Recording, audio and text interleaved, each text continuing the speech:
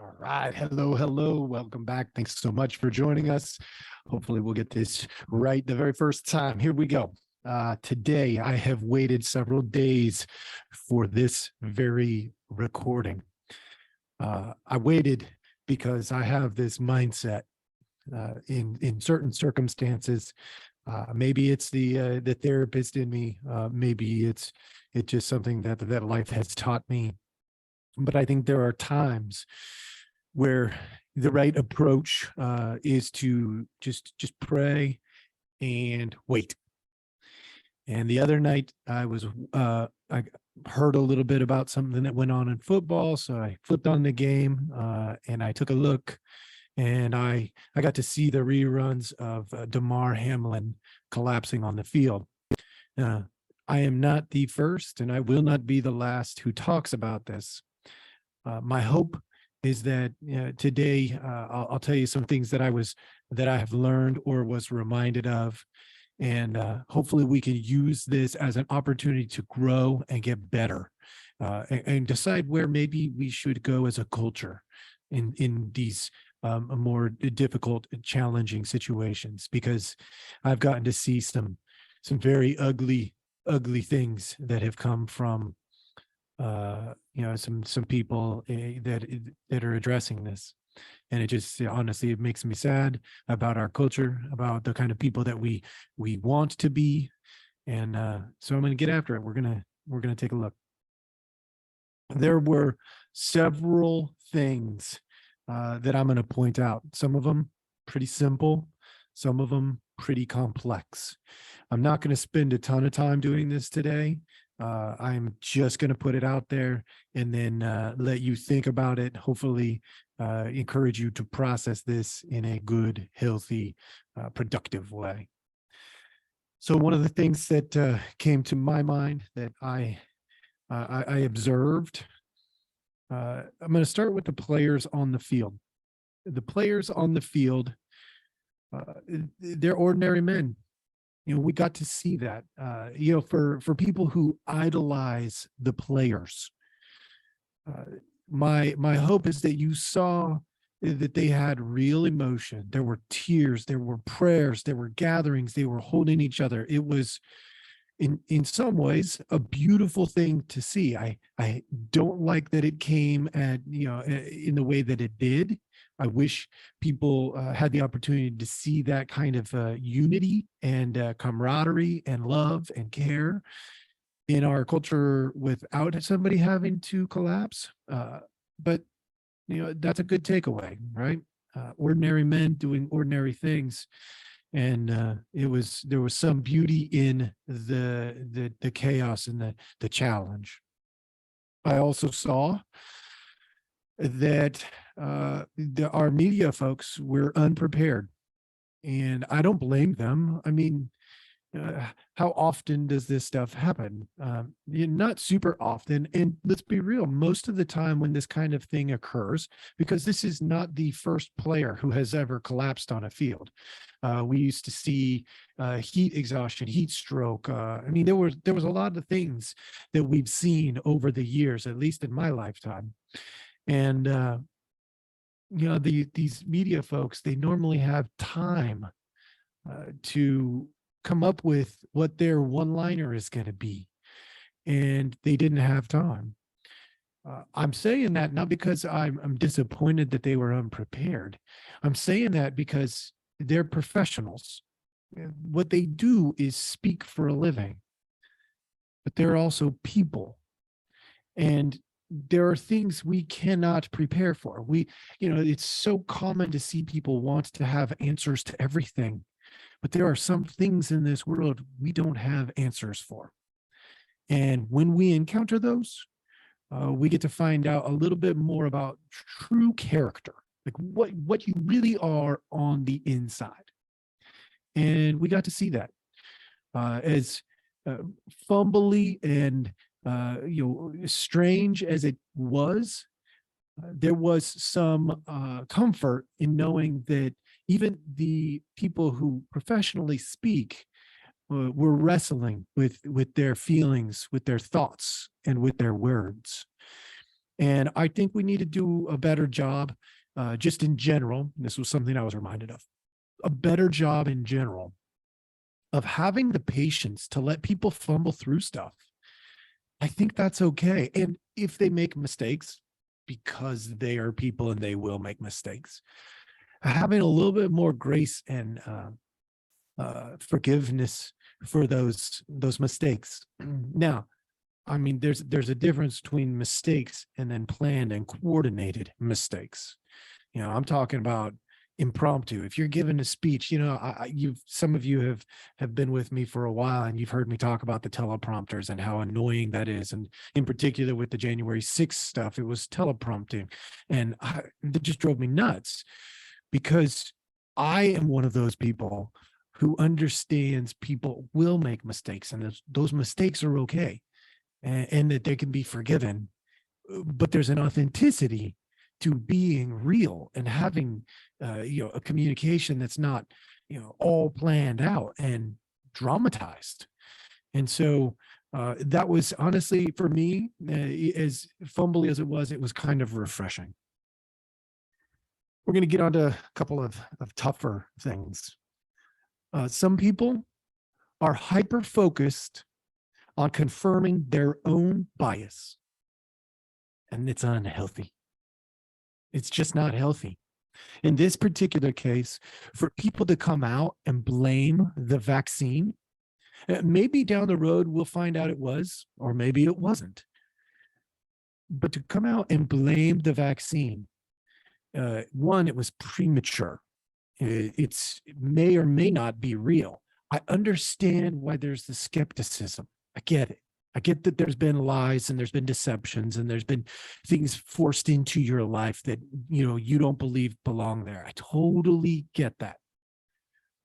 But to try to make this a vaccine issue at the very, very onset, I mean, nah, that's just you confirming your bias.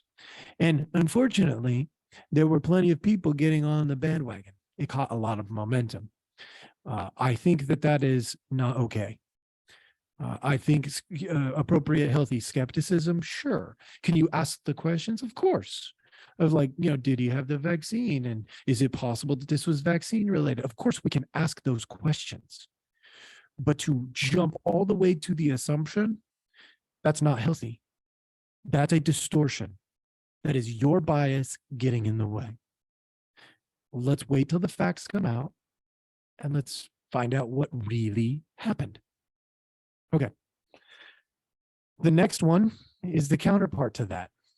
Some people are hyper-focused on controlling others. Look, some people went to, it's the vaccine, it's the vaccine, it's the vaccine. I get it. And other people got really irritated with that, started calling them names, attacking them because of their skepticism. Well, in part because they made that ridiculous leap. But that whole attack, that's not healthy either.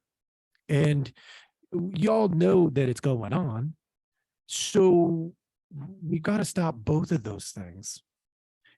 Name calling and attacking people for being skeptical. Let's not. A healthy skepticism keeps us in the middle of the road, making healthier decisions, keeps us on the river of life instead of on the bank of chaos or the bank of rigidity. We want to be in that water flowing through the river of life. We don't want to be on the bank. If we're overly chaotic or overly rigid, it's a problem. So let's stop forcing people to try to see it our way. Let's stop doing that. That would be a smart, wise decision. I don't know if people out there are even capable of it as I'm watching. I mean, I'm honestly a little bit, I'm a lot bit disappointed with the way in which people are handling those things. We don't need to attack. When people are hurting, don't attack. Okay. I got two more for you, and then I'm gonna let you go for the day. So again, thank you for joining us. We always appreciate your time. We try not to waste your time. We as a culture lack patience. Either side of this whole vaccine garbage, either side of this argument, those who brought on the conversation itself saying it must have been the vaccine, and those who attacked people for saying it must have been the vaccine, either side could have exhibited some patience. And at the end of the day, I'm going to be honest, those that did have some restraint, I respect a whole heck of a lot more, because from a therapeutic lens, having the patience to know when not to attack, even though the attack is simple, having the patience to know when not to spout off at the mouth, even when an opportunity presents itself, that's really important in terms of relational development. We need to know when to bite our tongue, when to be patient. We also need to have good judgment in knowing when to go after a topic. So I told you at the beginning, my mindset was pray and wait.